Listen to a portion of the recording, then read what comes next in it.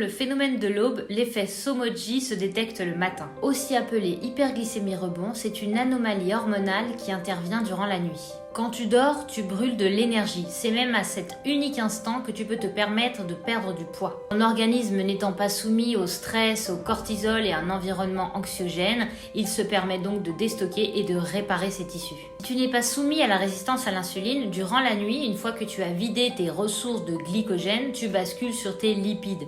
Mais si tu souffres de résistance, il se pourrait qu'il y ait un blocage énergétique et que tu restes catabolique. Ce blocage t'emmène tout droit vers de l'hypoglycémie puisque tu te retrouves en carence énergétique et donc ton organisme, pour faire face à cette situation, va sécréter du cortisol qui lui-même va faire appel à la néoglucogénèse pour redonner des sources glucidiques d'énergie à ton organisme. C'est suite à cette délivrance de sucre dans ton sang que tu te retrouves en hyperglycémie au lever, symptôme d'une résistance à l'insuline.